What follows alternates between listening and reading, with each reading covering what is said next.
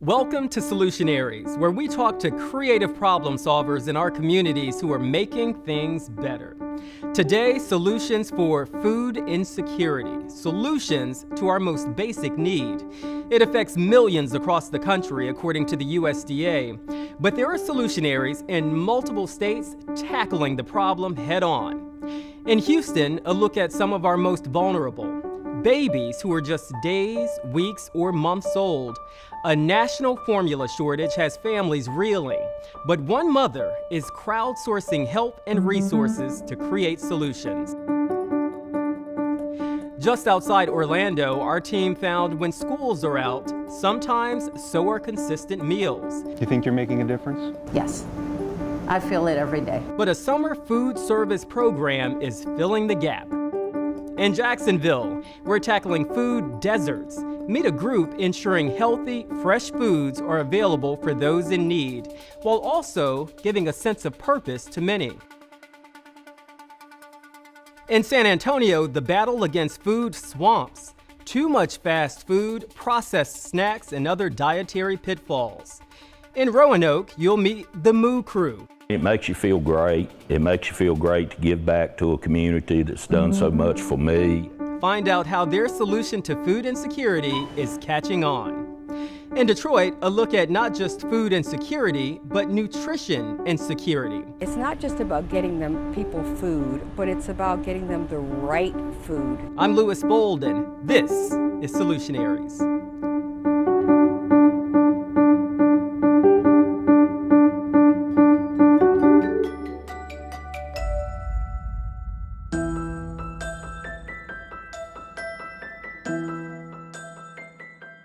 There are food deserts all across America, in urban and rural areas. A food desert is a neighborhood where residents do not have access to fresh and nutritious fruits, vegetables, and meats. Instead of grocery stores and farmers markets, people here have corner marts, dollar stores, and gas stations. These sell mainly low-priced and low-quality processed foods. To make matters worse, many people don't have cars to get to grocery stores.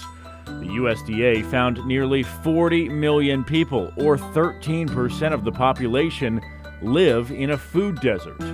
We looked at 6 cities across the country. Houston has nearly 100 food deserts. San Antonio, 70. Detroit with nearly 45. Orlando and Jacksonville have 40. Roanoke has 10. In each of these places, as many as 15% of households don't have a car. A Johns Hopkins study found these areas have lower levels of education, lower income, higher rates of unemployment, and they are disproportionately black. Attracting grocery stores to these areas is difficult because they typically don't produce profits, as residents here have less money to spend.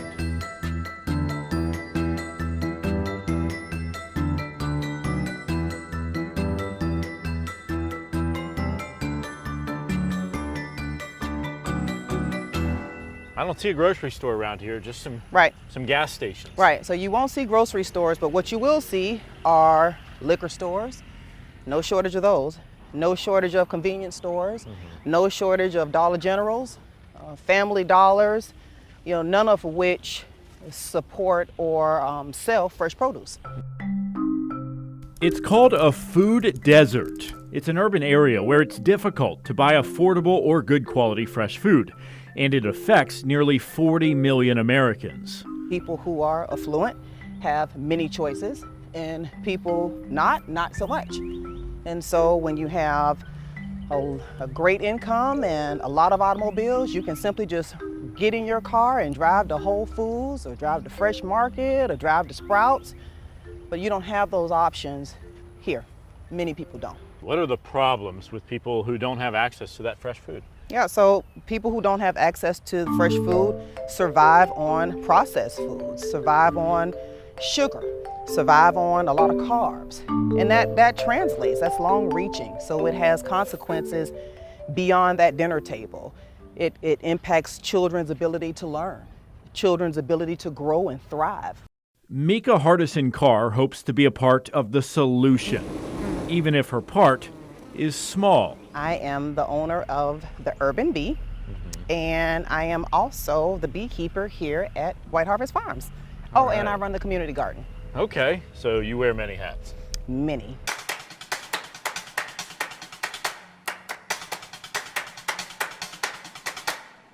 So my name's Mallory Shaw, and I'm farm manager at White Harvest Farms. We are here to eradicate a food desert. We're here to increase access to fresh fruits and vegetables, teach people about growing their own, how to keep bees, how to grow vegetables, and how to live a healthier, more fulfilling life. This is full of vegetables and fresh flowers and fruits that have an impact directly on people's lives. People eat this food, and it helps them. People can use food stamps or cash to buy the produce, or they can get it in exchange for helping out on the farm. The result? In the past year, the team has grown 4,677 pounds of fresh food. Volunteers visiting the farm 710 times. 196 people have attended free farming and cooking classes. 574 have used the farmers market.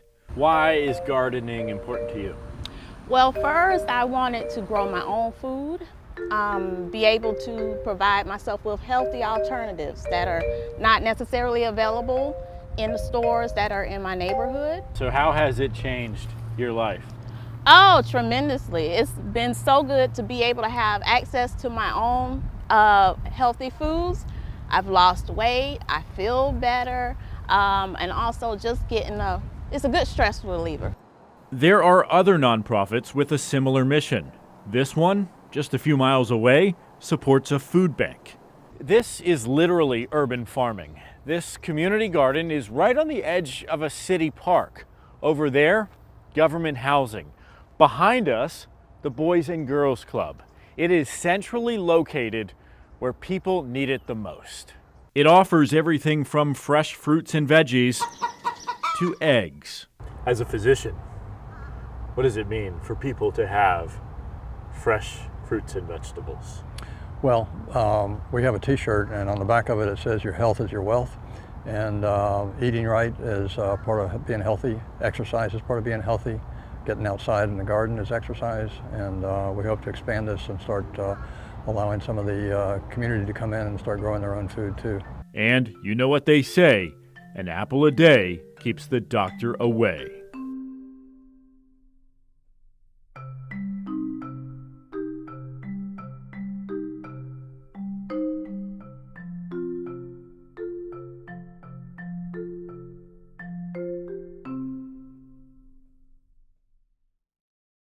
I just really wanted to welcome you guys to Midway School of the Arts. It's an incredible space where we welcome the community and hundreds of our summer school learners and make sure that nutritious and delicious meals are available to them every day. My name is Richard Miles. I'm the Assistant Director for Red Apple Dining at Seminole County Public Schools. So this is where some of the action happens. Michelle's actually preparing some of the pizzas today. That's one of the selections that our students have. We make our own pizzas here. We don't buy it frozen. Actually, that mozzarella was even shredded earlier today. So we do low-fat shredded mozzarella cheese. We do a very clean tomato sauce, vine-ripened tomatoes, olive oil. Those are some of our primary ingredients.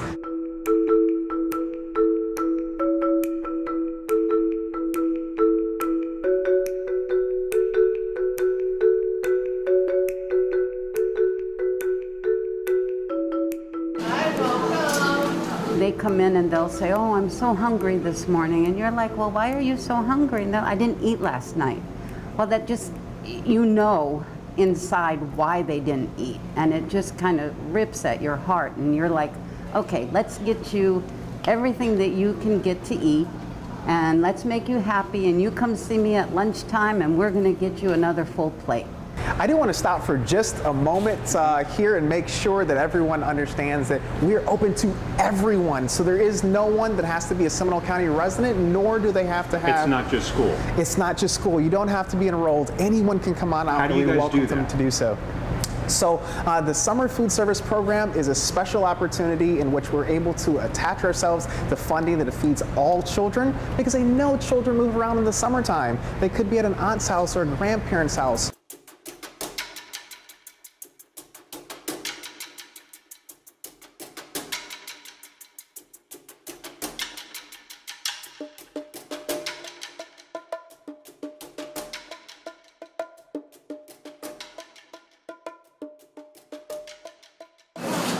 Are you concerned about some families who may just barely not qualify for the free and reduced lunch program and still may have some trouble making ends meet on the other side?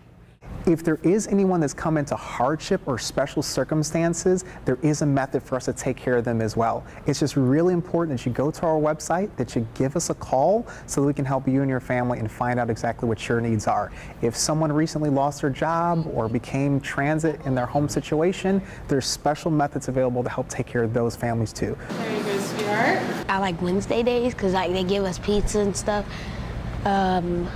And also I like Fridays and Mondays. Pizza day can be kind of overwhelming when you're making 80 pizzas. You think you're making a difference? Yes, I feel it every day. Especially when I see a lot of my students after they've grown up and they still remember me and they're like, oh, you used to be, and I'm like, yeah, I'm like, how you doing? I'm doing great. I remember you. They said, you always used to smile and you were so nice to us. So you know you've touched their hearts.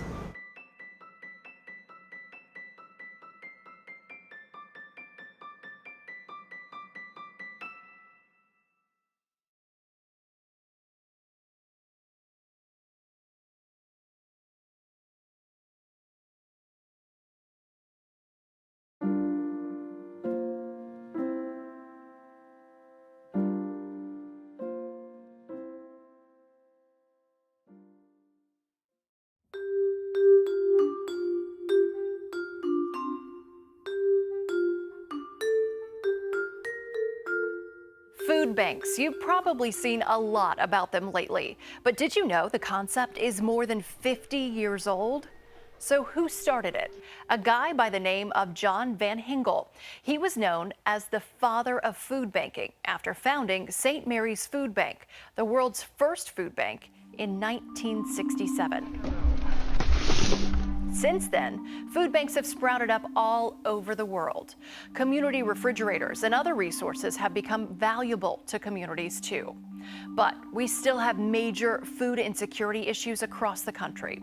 According to feedingamerica.org, there are about 1.3 million food insecure in the state of Michigan, about 800,000 in Virginia, more than 2.5 million in Florida, and 4 million plus in Texas. Across the country, there are more than 35 million people lacking enough affordable, nutritious food. The need is great, and there are many ways you can help. Scan the QR code on the screen to find out how you can be part of the solution.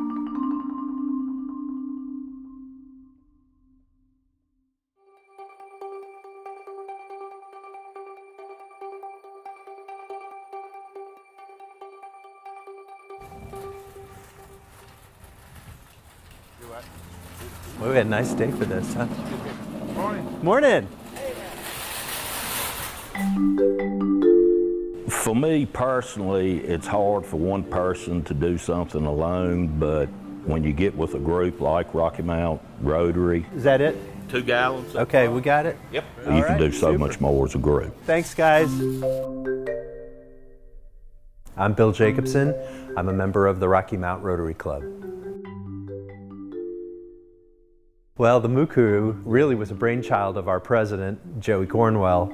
And Joey was a dairy farmer, grew up as a dairy farmer, and there are a lot of dairy farmers that are in our Rotary Club. So he had this challenge through Rotary International, and we needed to come up with something we could do as a club in addition to the little free pantries, which is something we also do. So he decided that the Moo Crew would be created. Every week we have a little cup in the middle of our tables, and we put dollars in there, and that helps pay for us to deliver milk every Tuesday, and that's the Moo Crew.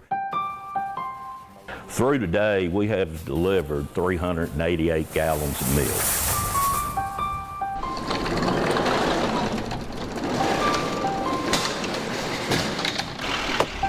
I'm Jay Perlman with Rocky Mount Rotary. How you doing, buddy? Good, how y'all doing? Good. Jay, how you doing? Living a dream. How about you? It makes you feel great. It makes you feel great to give back to a community that's done so much for me and my family. Would you like to have some onions? Yeah. Just came out of the garden. Yeah, great. All righty. My name is Wayne Clemens, and I volunteer here at the Covers. I enjoy doing it. It's one thing I look forward to every week, coming up here and working and giving food out to people that need it. You can get 2 back here and 1 up there. Yes, please. If I can get them in here. And anybody that comes here and asks for food, hallelujah, we give it to them. We don't say, you know, do you need it, this, that, the other. If they come here, we think that they need it, so we give them food. This, it helps me not to have to struggle so much. You know, you'd be amazed. There's things down here that I normally wouldn't buy because I can't afford some of it, you know. But yeah, it helps a lot. By putting food on the table, things have gotten so expensive, you know, now at the grocery stores. This is a big help. What would it be like without this? Well, you'd probably do without a lot. Do the best that we can. We usually give them milk and bread and meat, and cereal, and we give them some fruit, vegetables, and different things. Well, I know they put out a lot. It's volunteer work, and the effort is there. All righty, you have a good day, ma'am. You have a blessed one. Thank you, ma'am. It shows that our community cares about their people. You're welcome. Thank you. It hurts. It does. I mean, just hard for me to believe that, you know, in this area that's going on. And I worry about it. I mean, I really do. And doing what we do, you know, as far as delivering the milk, it makes you feel good, but still, you know, it's still in the back of your mind that that there are people, you know, that don't have. And luckily we're able to give some back.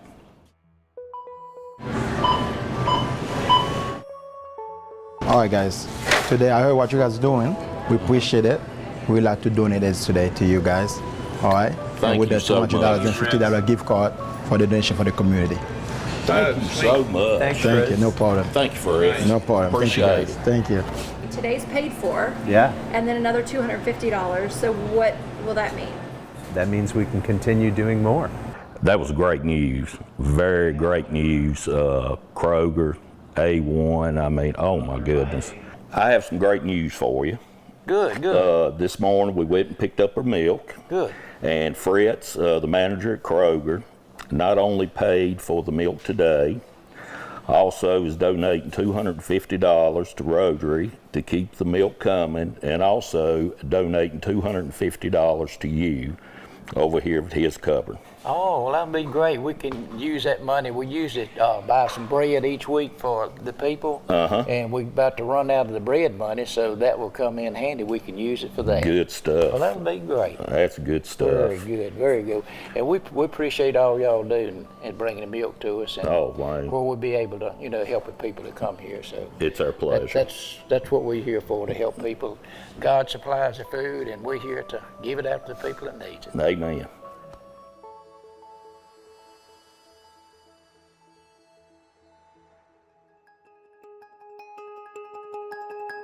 Be sure to subscribe to our Solutionaries channel. We're just getting started. An area the U.S. Department of Agriculture calls a food desert, a low-income area where the nearest grocery store is more than a mile away. Having limited access to nutritious food can be damaging. We know that in District 3, we have some of the highest diabetes rates in the entire city of San Antonio. We're continuing to grow out there with single-family housing as well as multifamily housing, and we still do not have a grocery store out there. The Healthy Corner Stores program started up in 2019 on the south side. It's now expanded to over 30 stores all across the city. We're working in areas that just have low access to food, specifically healthy, fresh fruits and vegetables. For those living near corner stores, this program has changed their lives. In the past year, we've sold over 100,000 pounds of produce out of all of our stores. There's really nothing out here. It's usually a hassle, so we get it delivered to us. That way we don't drive so far. I have a newborn and it's hard to get to there and come back. The San Antonio Food Bank's mobile mercado is bringing residents in food desert areas access to free fruits and veggies and other healthy foods at a very affordable price. So I'm Eric Cooper, President and CEO of the San Antonio Food Bank. I've actually been at the food bank here in San Antonio for 21 years. When it comes to food insecurity, that's a term used for families that don't know where their next meal's coming from. The mobile mercado is designed to do just that. It is designed in some ways to provide hydration to the food desert, to give people access to good, healthy food right at the curb. Sometimes people use a term called a food swamp. That's a geographical area that maybe the density of fast food or fried foods is high, and oftentimes a food swamp can be located in a food desert, which just means that that community has a higher probability of high rates of heart disease, high rates of diabetes, high rates of chronic tension. It's tight for everybody right now, just with everything going on. So the prices are increasing in some places as well. So it really, really helps everybody in the community with all of their needs. At every mobile mercado location, there's also a nutritionist who can make tasty meals with healthy ingredients found in the truck. We want them to learn how to incorporate those fruits and vegetables that they're getting from the mercado into their everyday meals for themselves and their families. Nutrition education, helping families understand how to shop a grocery store, how to get the best nutrition for the dollar, and then what are the quick fix ideas so that you can make nutrition quick, easy, simple. You know, our nutritionists talk about the drawer of good intentions in all of our refrigerators. It's usually the produce drawer, right? You bought it thinking, oh, I'm gonna make this, but then you didn't, and then you threw it away. And so those good intentions will never nourish you. It's not healthy unless you actually eat it. The knowledge of how to turn those fresh produce items into a delicious meal is what the food bank does all the time through the mobile mercado and our different educational classes on site here at the food bank and out in the community.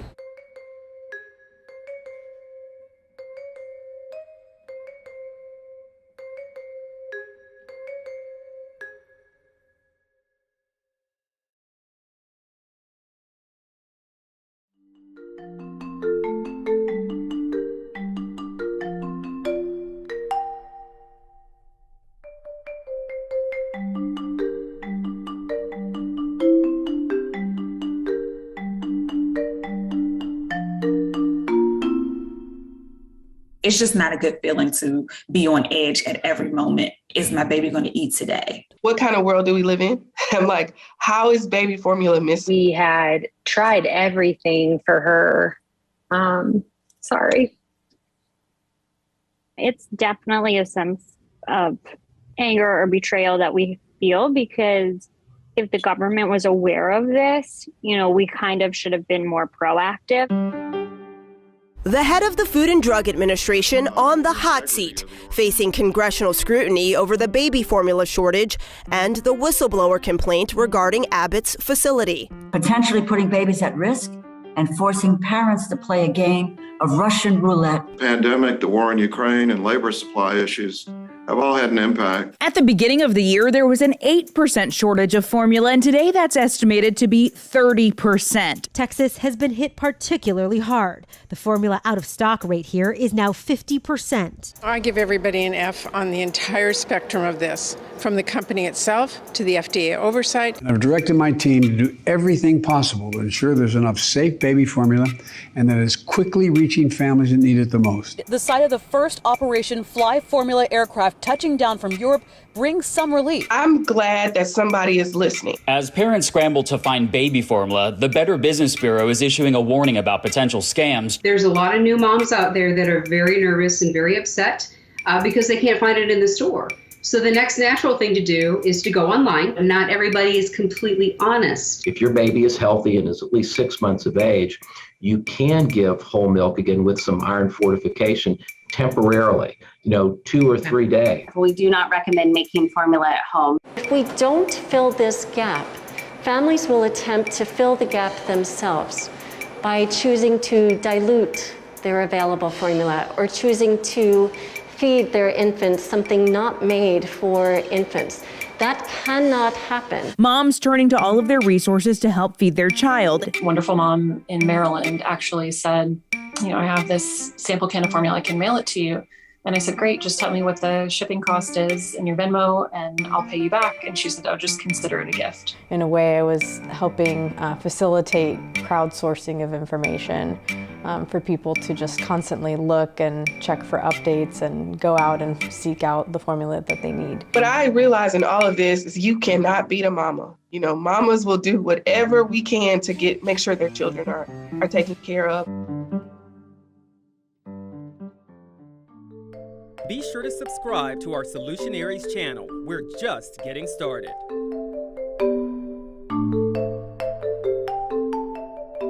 If Anders is 14 weeks, this has been going on for 13 weeks. And people have not realized the severity of this. At the beginning of the year, there was an 8% shortage of formula, and today that's estimated to be 30%.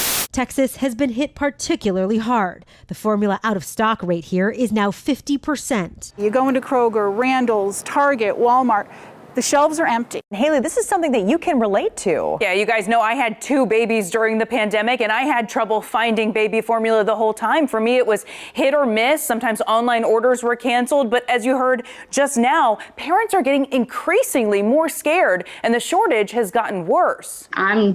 Myself am down to 1 can of formula and I can't find his formula anywhere. You cannot beat a mama. Mamas will do whatever we can to make sure their children are taken care of. It's really nice to see that network of parents coming together and helping each other out because we are all going through this together. People are willing to help. People have stepped up. We're all in it for the same reason, is because we care. We all have kids. We all care about feeding them. And so it hits close to home. I'm a working mom. I have a 9-month-old at home. We don't use formula, but just feeding him every day and just, you know, the amount of work it takes. And I was walking through store aisles and I got to see the formula shortage in person and very, very little options. I wanted to try to see if I could help in any way that I could. And I remembered about this map that an old classmate of mine came up with. I decided to create a map of my own for this formula shortage. And the idea behind it was for people to go out into their local stores and pinpoint from home that they're willing to donate formula, and they're able to put in the description what kind of formula it is and even upload pictures. In a way, I was helping facilitate crowdsourcing of information for people to just constantly look and check for updates and go out and seek out the formula that they need. There's need formula, there's can donate formula, there's need breast milk, there's can donate breast milk, there's also milk banks. I would actually encourage those that are looking for breast milk to go that way rather than by other ways because it's safer that way. The last one is formula in store. So whenever you get to the map, if I were to go to a store and I saw some formula that I needed, I click on the green little pinpoint, I search for the place, I select a category, so in this case I'm at a store, so I click formula in store. The title could be something like the brand of the formula that helps draw people's attention. And then in the description, I would write something about how many cans that I'm seeing or the variety of brands, because some stores are more well-stocked than others. And then there's the option to add pictures as well. So when I click on add pictures, it automatically brings up through my phone's camera the ability to just take the picture right then and there and upload it.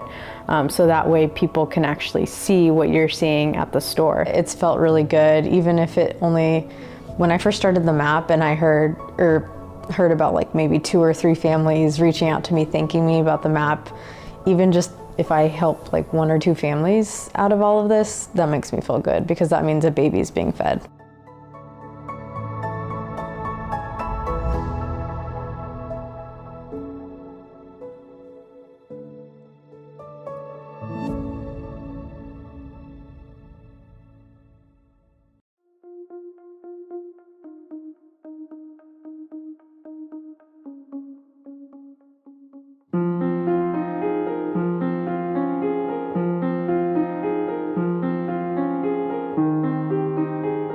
You've probably seen this quote before: "Let food be thy medicine, and medicine be thy food."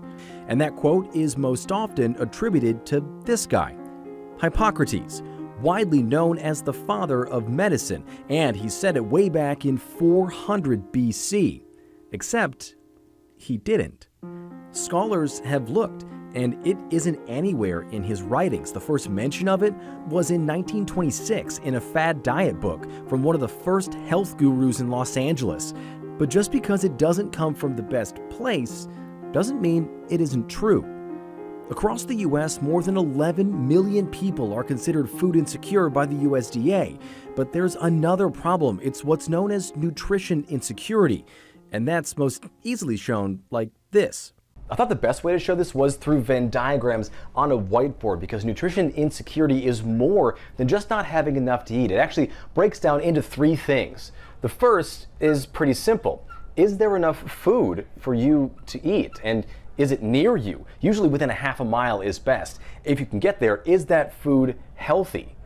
A big problem in a lot of cities all across the country. And last is access. Can you get to that food, if at all? A lot of times people don't have cars, and the public transit is bad. Also, access is cost. Some of that food can be very expensive. And in all of these places where this overlaps, you find another problem: healthcare costs also on the rise, often because people have to spend money to get healthcare, and they have healthcare needs because they haven't been getting the food that they need. In 2022, the Michigan Food Security Council found healthcare costs from food and nutrition insecurity were more than $1.8 billion every year. And most of those are chronic health problems like diabetes, heart disease, and hypertension. It creates this sort of loop. People can't get the healthy food because they can't afford it, which makes them food insecure, which makes their health problems worse, which means they have to spend money on healthcare, but then they can't afford the food they need. People trapped in this loop of poverty, poor health, and hunger. And it happens year after year. The council saying there is often a perpetual cycle of income restriction, food insecurity, and adverse health outcomes, which is incredibly difficult to break. But there is a program in Detroit working to make food medicine and to help break that cycle of poor nutrition, poor health, and high costs. When you're in the office and they say, well, to manage your diabetes, you need to eat these foods in this way. And then you realize that you want to manage your diabetes, you want to avoid the complications of, non-traumatic amputations, blindness, heart disease, all of those things that go with diabetes. And yet when you go home, you don't have access to the very things that your provider and your team within the healthcare setting told you about. Dr. Kimberly Dawn Wisdom is with Henry Ford Hospitals in Detroit. She helps lead programs called Henry's Groceries that deliver food right to people's doors, and a program called Fresh Prescriptions, or Fresh RX, which helps put people on specific healthy food plans depending on their specific needs. So what happens is when individuals go and meet with their doctor will say, okay, eat better. But oftentimes as physicians, we're not trained on how you need to eat better for your particular condition. So this way, we don't have to have all that nutrition expertise. We actually can refer you to a community educator that we link the person with. In 2015, the programs started with just a handful of people. Nearly a decade later, they've ballooned to help cover more than 1,300, which in a city like Detroit, where 50% of the residents are food insecure, it may not seem like a lot, but it is a start. And we know these programs really work. In a study in Preventative Medicine Reports that looked at the number from these programs in Detroit, took a look at levels of A1C, which measured blood sugar. Those levels have to be closely monitored for people with diabetes. The study found that just $10 a week for 2 months for fresh, healthy food helped lower blood sugar levels dramatically, while people who didn't get that money saw their levels rise. So these programs work in a few key ways. The first is just getting people food. Programs like Fresh RX already do that right to their door. Also making sure that that food is healthy just like before, and also these are prescribed diets. In most cases the food is healthy even when it's not. The last one is the most important one, education. So often people don't know how to prepare their new healthy food or don't know how to prepare it in a healthy way. These programs try to make sure that all three of these things happen so they can help alleviate some of those chronic issues. It's not just about food. It's about food that is nutrition dense, that has the right calories, because all food is not the same. In places all across the country, there are plans like Henry's Groceries and Fresh RX, and during the pandemic, they were invaluable, but they simply don't go far enough. Okay, one more Venn diagram. It seems like this should be a thing that we can solve on a wider scale, but there are major hurdles standing in the way. The first is funding. So many of these programs are cobbled together by grants and donations, meaning sometimes that money can dry up or they have to meet strict standards. The second is insurance often doesn't cover these kinds of programs or these diets, only in cases that are really specific, like after weight loss surgeries or people with wasting conditions. Finally, it's follow-up from doctors. So often a doctor will prescribe a new diet or say you need to eat healthy, but then not be able to follow up with their patient, or that patient falls through the cracks, and tracking them down can be time-consuming and really expensive. So even if Hippocrates didn't say food is medicine, he's definitely famous for something else, which makes this all come full, circle. The oath that doctors take, the Hippocratic Oath, is named after Hippocrates, and it says do no harm. And that's exactly what programs like Fresh RX and Henry's Groceries do. No harm, with the hopes of erasing this problem for good. We'd like to hear what you think about the topic. Leave us a comment below. And be sure to subscribe to our Solutionaries channel. We're just getting started.